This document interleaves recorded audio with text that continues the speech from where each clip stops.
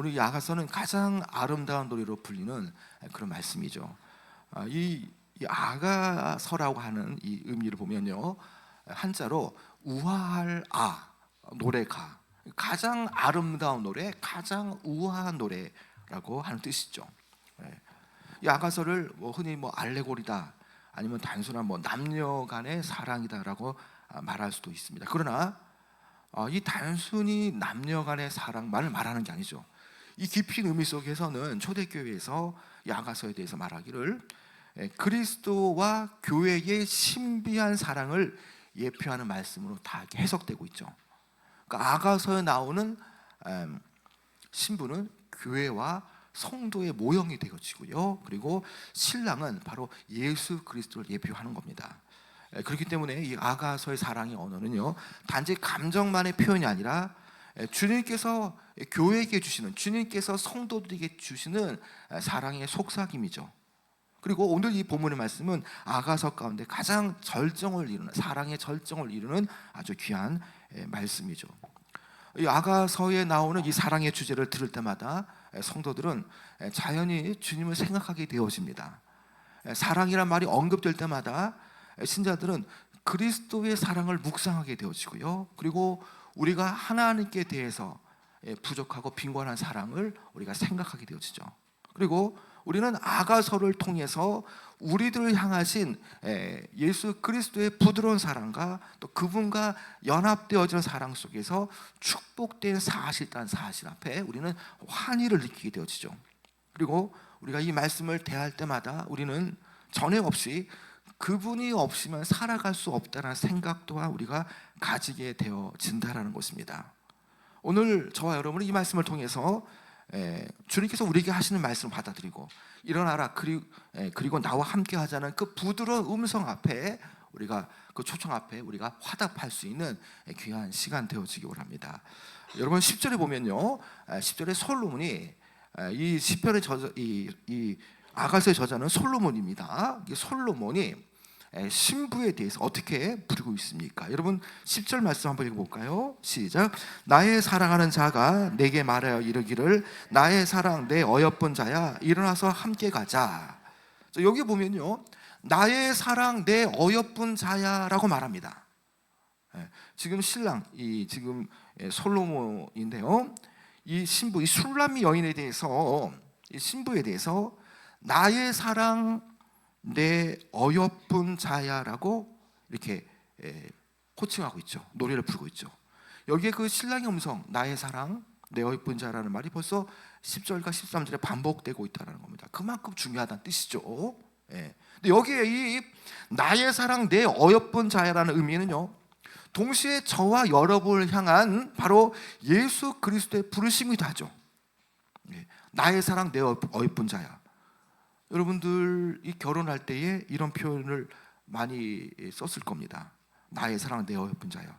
이 표현은 정말 눈에 콩깍지가 끼어서 정말 사랑하는 그런 연인에 대한 그런 감정이겠죠.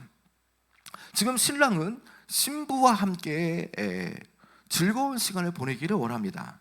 무엇을 하든 상관이 없죠. 그냥 함께하는 것 그 자체가 좋다라는 거죠. 단지 같이 있는 것 자체만으로 그는 기쁘다는 거죠. 여러분들도 아내분과 결혼하기 전에 연애할 때 이렇지 않았습니까? 함께하는 것 자체가 좋아서, 함께 있는 시간 그게 자체가 좋아서 여러분 결혼하지 않았습니까? 지금 나의 사랑 나의 어여쁜 자야라는 호칭은요, 예수님께서 성도를 부르실 때에 정말 너무나 아낌없는 사랑으로 대하는 그런 호칭이라는 거죠. 여기에는 조건이 없습니다. 완전한 자야, 성공한 자야, 잘하고 있는 자야, 그렇게 부르지 않는다는 거죠. 단지 나의 사랑 나의 어여쁜 자야라고 부르시죠. 예수님께서 우리를 보는 시각은요, 우리가 우리 스스로를 보는 시각과 다르죠. 우리는 부족하고 실패하고 또 흔들리고 때로는 영적으로 냉랭하고 메마를 때가 있죠. 그러나 그러함에도 불구하고 우리 자체에 대해서 여전히 하나님은, 여전히 예수님은 우리를 나의 사랑으로 여기고 부르시고 계시다는 거죠. 여러분 이 부르심 자체가 뭡니까? 여러분 이 부르심 자체는요, 바로 복음의 은혜죠. 부르심의 은혜라는 겁니다. 이처럼 주님의 부르심은요, 명령이 아니라 이 주님의 부르심은 바로 애절한 사랑의 초대라는 거죠. 주님은 오늘 저와 여러분을 향해서 이처럼 사랑하셔서 믿음의 초대를 하셨던 거죠. 그래서 오늘 우리가 이 자리에 와 있는 거 아닙니까? 성경 말씀은 놀라울 정도로 신앙의 본질을 아주 단순하게 말해줍니다. 신앙의 시작은 바로 주님께서 우리를 사랑하셔서 우리를 부르시는 데부터 시작되지 않습니까? 주님께서 왜 우리를 부르십니까? 사랑하기 때문이죠. 여러분, 그렇습니다. 주님이 우리를 이 술람 여인처럼, 이 솔로몬이 신부될 이 술람 여인에게 함께 가자라고 부르는 가장 깊은 이유, 그에게 능력이 필요해서, 수고가 필요해서 그런 게 아닙니다. 마찬가지 아닙니까? 주님께서 우리를 보실 때에 너무나 사랑하는 자이고 어여쁜 자이기 때문에 함께 가자라고 말하는 거죠. 여기 이 내용을 이 청교도 목회자 존 오웬은 이렇게 말했습니다. 사람들은 하나님의 사랑에서 너무 모른다는 거죠. 하나님을 향한 사랑이 너무나 깊은 나머지 주님 때문에 상사병에 걸릴 수 있다는 사실을 모른다는 거죠. 그러니까 우리만 그렇습니까? 아니죠. 하나님 우리를 사랑하는데 우리가 하나님을 사랑하지 못할 때 하나님 우리를 너무나 짝사랑해서 마치 상사병에 걸린 것처럼 우리를 대할 수 있다는 겁니다. 여러분, 그런 차원에서 신앙이 무엇입니까? 여러분, 신앙은 하나님에 대한 그 사랑의 감격이죠. 우리의 첫사랑이 회복되자라고 말을 할 때에도 그 신앙 속에서 주님께서 나를 부르시고 내가 주님 앞에 나왔을 때에 주님께서 나를 얼마나 사랑하셔서 나를 죽음에서, 사망에서, 고통에서 나를 건져주는 걸 깨달을 때 주님의 첫사랑이 깨달아지지 않습니까? 신앙이 깊어진다는 것은 계속적으로 하나님의 사랑 앞에 포로가 되는 겁니다. 여러분, 주님을 향한 이런 감격이 여러분 안에 있습니까? 주님께서 얼마나 우리를 사랑하는지 그 주님의 사랑의 농도를 여러분 정말 알고 계시냐는 거죠. 신부를 향한 그 신랑의 그 애절한 그 사랑의 느낌, 정말 신랑은 감출 수 없는 그 사랑 때문에 신부를 계속적으로 부르고 있다는 거죠. 여러분, 성도도 마찬가지라는 겁니다. 하나님께서 우리를 사랑하시고 그 전에 우리를 사랑하시기 때문에 우리를 부르셨다는 그 사실, 그 주님의 사랑을 알고 회복할 때에 우리는 행복하죠. 그리고 이 사랑을 기억하고 깨달을 때마다 정말 우리 안에 주님께서 주시는 그 목마르지 않는 생수를 얻는 것 같은 기쁨이 우리 안에 용솟음 친다는 거죠. 여러분, 주님의 사랑은요, 대속의 사랑 아닙니까? 보혈의 사랑입니다. 죽음에서 우리를 건져낸 구원의 사랑이고요, 십자가에서 심장을 터뜨리는 생명의 사랑이죠.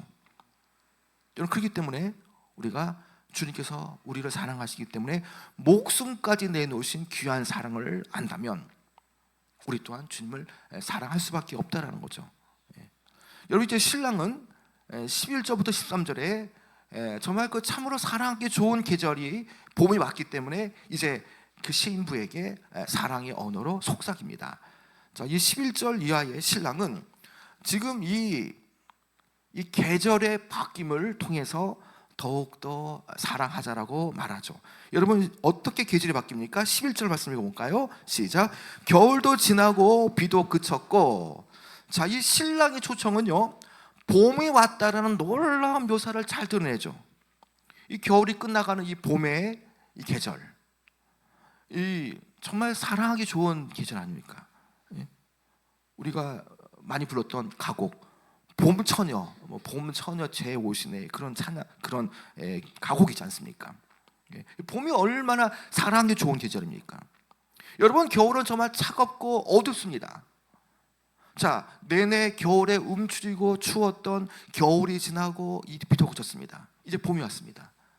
이 당시에 그 배경이 되어지는 이 팔레스타인 지역의 계절은요, 아주 혹독하게 춥진 않지만 그러나 어느 정도 춥고 또 이 당시에 이 지역에는 우기철입니다. 그렇기 때문에 팔레스타인 사람들은 이 겨울 내내 비가 오고 약간의 추위가 있는 이때에 어서 빨리 봄이 오고 태양의 빛을 받기를 학수고대하는 거죠. 겨울이 끝나는 봄이 오는 계절에는요, 꽃이 피고 새들이 노래하고요, 비둘기의 아름다운 소리가 들리고 무화과 나무에는 푸른 열매가 익어갖고 포도나무 꽃이 활짝 피어서 향기를 내뿜는 바로 생명의 시작을 알리는 그런 계절이죠. 그래서 이 계절, 이 봄에는 분명 사랑하기 좋은 계절이고요, 이 따뜻해진 날씨와 또 이 꽃의 향기를 통해서는 더욱더 사랑하기 좋은 그런 로맨틱한 데이트하기 딱 좋은 계절입니다. 여러분 12절 말씀 또 읽어볼까요? 12절이요. 어떤 계절인 걸 계속 보겠습니다. 12절 말씀 읽어보겠습니다. 시작. 지면에는 꽃이 피고 새가 노래할 때가 이르렀는데 비둘기의 소리가 우리 땅에 들리는구나. 여러분 이 묘사, 또 13절에 무화과 나무의 푸른 열매가 익었고 포도나무에 꽃의 향기가 나타나는구나. 여러분 이것은 자연 묘사지만 그런 어떤 의미에서 이 장면은요, 두 여인의 사랑이 무르익으면서 그 사랑의 성숙이 이루어지는 그 계절, 이것을 상징한다라고 볼 수 있는 거죠. 그러니까 하나님께서 우리를 부르실 때에 짝사랑이 아니라 주님께서 우리를 어여쁜 자, 사랑한 자 여기서 우리를 부르실 때에 우리가 주님 앞에 사랑으로 반응하는 것, 그런 의미를 하는 거죠. 여러분 영국의 스펄전 목사님은 이 장면을 이렇게 묘사했습니다. 그 영적인 봄날이 어떤 날인가? 주님을 처음 만났던 날, 그 날은 우리의 인생의 가장 밝은 봄날이었다라고 이렇게 말한 적이 있습니다. 여러분도 인생에 있어서 영적으로 가장 그 밝은 봄날이 과연 어떤 날입니까? 물론 여러 가지가 있을 수 있습니다. 그러나 정말 근원적인 그 영적인 가장 아름다운 봄날이 어떤 때냐? 처음 주님을 만나고 내 안에 있는 죄의 짐이 벗겨지고, 그리고 하나님의 약속의 말씀이 우리에게 주어져서 날마다 하나님과 동행하는 삶을 통해서 구원의 의리를 즐거워하며 평강의 길을 걷는 그 모습, 여러 가지 염려와 걱정이 있었던 그때, 주님을 알기 전에는 고통도 있고 두려움도 있고 어려움도 있었지만 주님께서 나를 만나주시고 나서 내가 주님의 사랑 앞에 반응하는 그때에, 정말 그 주님의 첫사랑을 기억했던 그때, 주님께서 나와 함께 하시는 기쁨을 누렸던 그때가 바로 영적으로 봤을 때는 가장 아름답고 화려했던 봄날이라는 거죠. 봄날. 여러분 우리는 주님에 대한 첫사랑을 잊지 못할 겁니다. 내가 힘들 때에, 내가 고통스러울 때, 내가 병들었을 때에 여러 경로를 통해서 주님께서 내게 찾아와 주셨던 때, 그리고 내 눈이 그분을 본 때를 여러분들이 분명히 기억할 겁니다. 그때에 주님께서 나와 함께 하시고 나를 만나주는 가운데에 병이 떠나갔고 고통이 떠나갔고 나를 묶고 있던 어둠의 빛이 떠나가는 것을 봤을 때에 우리는 그때에 정말 그 봄날이 온 것처럼 이내 기쁨과 은혜로 채워진 그 인생의 영적인 아름다운 봄날 다 여러분 기억할 겁니다. 여러분 우리들에게는요 계속적으로 이런 봄날, 이런 주님의 첫사랑의 감격이 우리 안에 계속 이것이 재현되어져야 하는 겁니다. 여러분 신앙이 깊어진다는 의미는 어떤 것들이 있겠습니까? 여러분 그것은요 이 위대한 하나님의 사랑, 우리를 초청하시고 우리를 먼저 만나주신 그 하나님의 사랑을 날마다 깨닫는 것, 그것이야말로 신앙이 깊어진다는 의미가 될 수 있죠. 여러분 주님의 사랑 앞에 포로가 되어버리는 것, 이 주님의 사랑 앞에 눈이 멀어져 버리는 것, 그 사랑을 양식 삼고 그 주님의 사랑을 음료 삼아서 우리가 이 땅을 살아가는데 영혼의 소망을 바라보고 살아가는 것, 그것이야말로 무엇입니까? 신앙이 깊어져 가는 거고 신앙이 성숙해져 가고 하나님에 대한 사랑이 무르익어 가는 것이라고 볼 수가 있는 것이죠. 여러분 오늘 주님은 여러분들 이렇게 말씀합니다. 겨울이 지나갔다, 이제 일어나 나와 함께 가자라고 말씀합니다. 여러분 여기에 그 신랑 되시는 예수님의 초청은요 막연한 초대가 아니라는 겁니다. 우리를 더 좋은 곳으로 보내기 위해서, 우리와 함께 주님은 더 좋은 시간을 보내기 위해서 가장 좋은 곳으로 우리를 보내시죠. 신랑 되시는 분께서 우리에게 가장 좋은 곳을 예비한 곳, 그 동산으로, 포도원으로 우리를 부르시고 계시다는 거죠. 여러분들이 누군가와 사랑한다면 어떻습니까? 뭔가 좀 좋은 곳에서 함께 하기를 원하지 않습니까? 예수님도 그렇다라는 거죠. 그래서 그 주님은 신부를 주님께서 정말 아끼고 사랑하는 그 동산으로, 포도원으로 이렇게 함께 가자라고 요청하십니다. 여러분, 포도원은요, 하나님의 백성인 모여있는 교회를 상징하죠. 포도원은 그리스도의 공동체이며 그분의 기쁨과 은혜가 창출되어지는 바로 은혜의 처소, 은혜의 자리라는 거죠. 그래서 포도원은 항상 생명이 있지 않습니까? 12절 13절 아까 제가 좀 봤지만 꽃이 피고 새들이 노래하고 무화과 나무에 푸른 열매가 있고 포도 향에 그 포도꽃의 향기가 만발하는 정말 아름다운 곳입니다.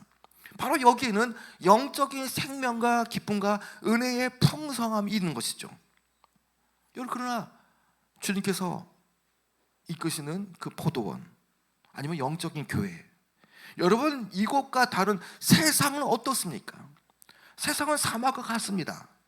지치고 피곤한 곳이죠. 밤을 맞도록 수고했지만 전혀 기쁨이 없고 여전히 지치고 피곤할 뿐입니다.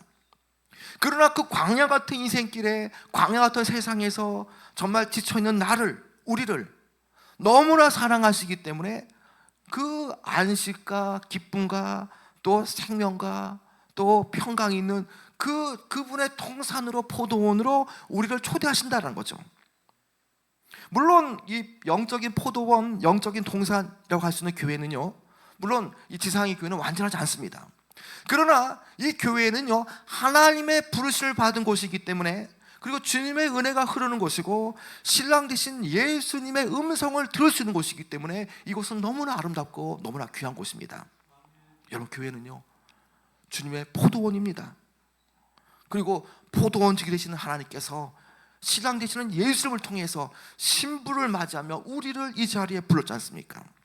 여러분, 그래서 이 포도원에, 주님의 교회에 있을 때에 우리가 살아가는 역사, 또 회복된 역사, 치유된 역사가 나타나죠. 여러분, 또 한 집사님이 수십 년간 신앙생활 하다가 아주 힘든 일을 겪으면서 아주 믿음을 놓을 뻔한 그런 상황이 벌어졌습니다.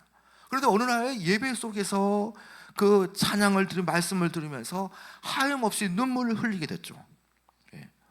예전에 그 뜨거웠던 때, 지금은 너무나 힘든 일을 겪으면서 믿음이 이렇게 약해졌지만, 그러나 그 찬양과 말씀을 듣는 가운데에 예전에 첫사랑이 회복되어진 것을 느꼈고, 그리고 그 예배가 끝난 다음에 목사님 앞에 주님, 목사님, 저는 그 주님의 은혜를 다시 회복했습니다. 예배를 통해서 찬양을 부르고 말씀을 들으면서 내가 힘들었던 것이 있었지만, 그러나 다시금 내가 주님의 첫사랑을 회복되었습니다 라고 말하는 것이죠. 여러분, 그렇습니다. 주님의 동산은 이렇다라는 겁니다. 우리가 영원히 살기 위해서도요, 주님의 이름으로 모이는 자리에 나와서 기도하고 말씀을 듣고 찬양할 때에 우리의 영혼이 산다라는 거죠. 여러분, 목사도요, 세상에서 한번 십몇일 있으면요, 신앙 다 잃어버립니다. 여러분, 아무리 좋은 사람도 세상에서 계속 있다가 교회에 돌아오지 않으면요, 신앙 다 잃어버리지 않습니까? 그러나 우리가 세상에 있다가도 주님이 부르시는 그 자리로 나올 때에 어떻습니까? 영원히 살아나는 역사가 나타나는 이유가 뭡니까? 거기에 하나님의 은혜가 있고 하나님의 그 풍성한 공급하심이 있고, 바로 그 자리야말로 주님께서 가장 아끼고 사랑하는 바로 처소, 그 영적인 동산 포도원이기 때문이라는 것이죠. 이곳에서 우리의 갈급함과 우리의 그 공고함이 사라지고 하나님의 은혜를 통해서 우리가 풍성한 생명이 살아나고 우리의 영혼이 살아나는 거죠. 그래서 교회를 아끼고 교회를 사랑하며 교회에 나와서 우리의 갈급함이 채워지는, 영혼이 다시 살아나는 역사가 나타나야 되기 때문에 교회를 여러분들 사랑해야 한다는 겁니다. 이제 이 신랑은 이 동산으로 포도원을 초대하는 가운데에 신부에게 세 가지 것을 요구합니다.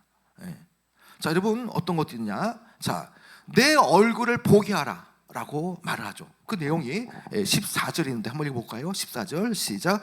바위 틈 낭떠러지 은밀한 곳에 있는 나의 비둘기야, 내가 내 얼굴을 보게 하라. 내 소리를 듣게 하라. 내 소리는 부드럽고 내 얼굴은 아름답구나. 자, 여기에 그 신부에 대해서 어떻게 말하느냐? 자, 이 신부는 술람 여인인데 나의 비둘기라고 부르죠. 나의 비둘기. 근데 그 나의 비둘기 어디에 있습니까? 바위 틈 은밀한 곳에 있다라는 거죠. 예. 솔로몬은 지금 이 비둘기라는 이 특성, 이 비둘기는 높은 바위 틈이나 뭐 깊은 계곡의 틈 속에 있는 그 습성이 있죠. 뭐 우리 여기 뭐 한양 아파트, 제동 아파트처럼 뭐 그냥 뭐 먹이 많이 주니까 그냥 뭐 아파트에 그냥 사람 지나가도 안 도망가는 그런 비둘기가 아닙니다. 이거는 이 산비둘기는요, 정말 높은 바위 틈이나 깊은 계곡의 틈 속에서 숨어 있는 습성이 있는 그런 산비둘기죠. 그 솔로몬은 지금 숨어 있는 그 비둘기 같은 그 술람의 여인 신부에게 다시금 어여쁜 얼굴을 다시 보고 또 그녀의 아름다운 음성을 듣기 위해서 지금 밖으로 나와달라고 간청하고 있죠. 마치 짝사랑처럼 주님은 계속적으로 우리에게 나오지 않는 성도들에게 나와서 함께 하자, 그 아름다운 얼굴을 보여달라고 말씀을 하는 것처럼 우리에게 느껴지죠. 술람의 여인은 두려움과 수줍음에서 숨어 있습니다.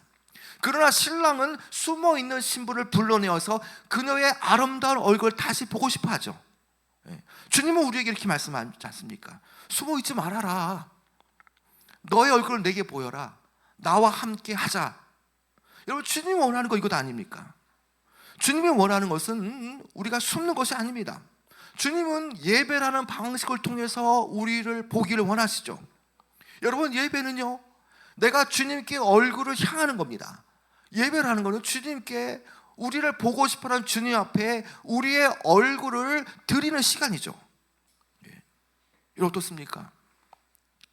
여러분, 주님께서 우리를 기다리시고 우리를 보길 원하시는데 우리가 예배당에 나와서 예배드릴 때에 주님께서 우리를 보시고 우리가 기도를 통해서 주님의 얼굴을 마주하고 또 말씀을 묵상하고 듣는 가운데 결국 주님과 우리의 만남이 계속되어지는 거죠.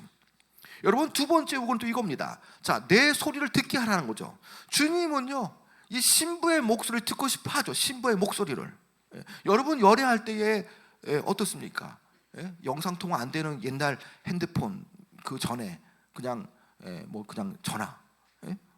너무나 좋으니까 목소리 듣고 싶어 전화하는 거 아닙니까? 마찬가지라는 거죠. 주님은요, 우리의 목소리를 듣기를 원합니다. 우리가 찬양할 때에도, 우리가 아멘할 때에도, 우리가 눈물로 기도할 때 그 소리까지도 기뻐 받으시길 원하고 듣기를 원하신다는 거죠.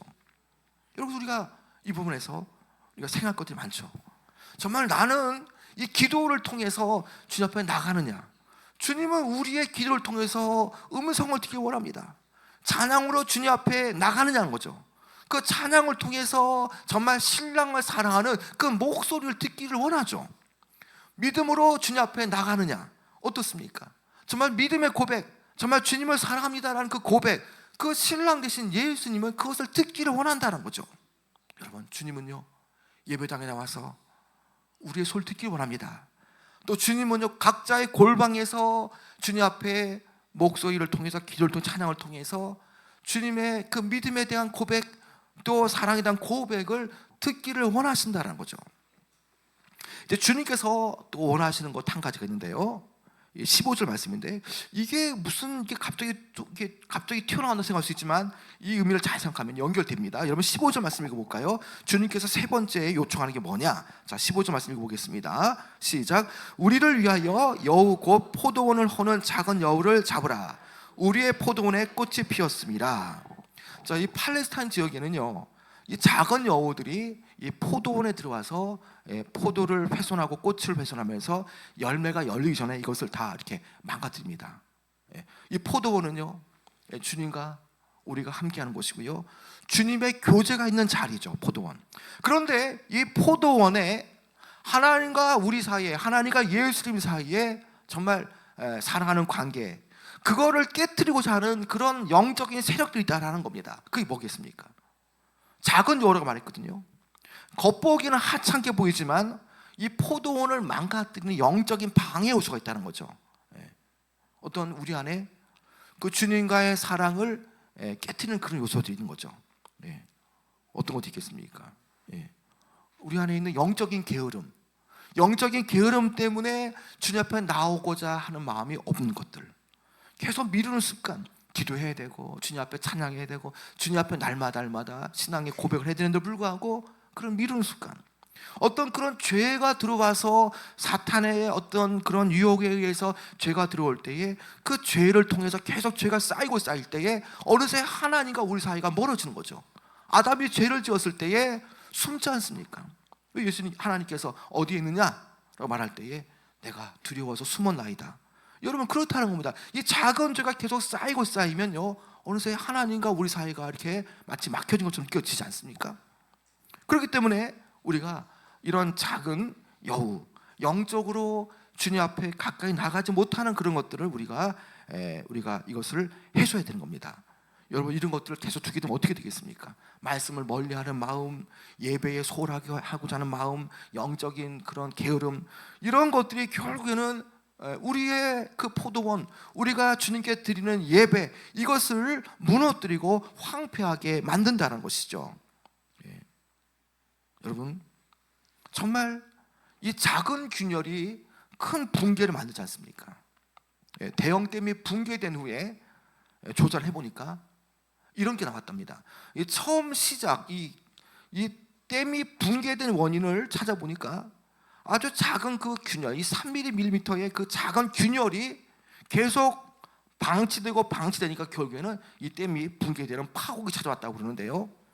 우리의 삶도 그렇다는 겁니다. 우리 영적 삶도 그렇다는 겁니다. 우리 안에 우리의 신앙생활, 우리의 교회 생활 속에서 이렇게 작은 여우, 영적인 어떤 하나님과 우리 사이, 하나님과 예수님 사이에 뭔가 이것을 막고 있는 그런 예배로부터 멀어지게 만드는 요소들, 내 자녀들이 신앙에서 멀어지고자 하는 그런 것들을 우리가 깨뜨리지 않으면 우리는 어느새 서서히 주님과 멀어지고 예배가 귀찮아지고 또 우리가 드리는 가정 예배도 소홀하게 된다는 것입니다. 주님은요 우리 안에 작은 여우를 잡으라고 말합니다. 예배를 가볍게 여기는 작은 여우, 기도하기를 싫어하는 그런 작은 여우, 마음에 타인에 대한 그 원망이 가득한 그런 어떤 작은 여우, 마음에 쓴뿌리를 심어내는 작은 여우, 이것을 다 주님은 제거하고 정말 아름다운 동산에서 주님과 함께 아름답게 살기를 원한다는 것이죠. 여러분 이제 좀 말씀을 맺도록 하겠습니다. 여러분 오늘 이 말씀에서 주님의 음성은 단순합니다. 나의 사랑, 나의 어여쁜 자야, 일어나 함께 가자라는 거죠. 앉아있지 말고 일어나 함께 가자라는 겁니다. 이제 겨울이 지났고 봄이 왔고 새가 울고 꽃이 피고 정말 더욱더 주님과 함께 사랑하기에 더없이 좋은 계절이 되었다는 겁니다. 그리고 주님은 그 좋은 계절, 사랑하기 좋은 그 계절에 우리를 그분의 동산, 그분의 임재가 있는 곳으로 부르신다는 것입니다. 여러분 오늘 우리 이 말씀을 통해서 주님의 초대에 우리는 응답해야 됩니다. 여전히 주님께서 내 가족들을 사랑하시고 내 자녀, 내 남편을 초청하고 있음에도 불구하고 나오지 못하는 자녀들, 남편, 우리가 함께 기도하며 그들을 데리고 나와야 됩니다. 여러분 지금은 수고의 계절이지만 그러나 이것도 끝나갑니다. 이제 영적인 그 생명의 향기가 피어나는 아름다운 계절이 오는 거죠. 그 봄의 영적인 봄의 계절, 그 아름다운 사랑하기 좋고 예배드리기 좋은 영적인 그 봄의 계절에 주님은 저와 여러분을 부르시고 있습니다. 나의 사랑, 나의 어여쁜 자야, 일어나서 함께 가자라고 하십니다. 여러분 이 시간 그 주님의 초청에 응하시고 여러분 주님의 손을 붙잡으시고 주님 앞에 나가시기 바랍니다. 그리고 날마다 주님 앞에 여러분의 얼굴을, 또 여러분의 목소리를, 또 우리 안에 있는 그 작은 하찮은 영적인 것들을 해소하면서 주님 앞에 나가며 우리가 일어나 함께 가자 할 때에 우리 또한 주님의 그 사랑의 속삭임 앞에 하나님의 손길을 바라보며 우리가 믿음으로 화답하며 나가시는 귀한 여러분 되어지길 축원합니다.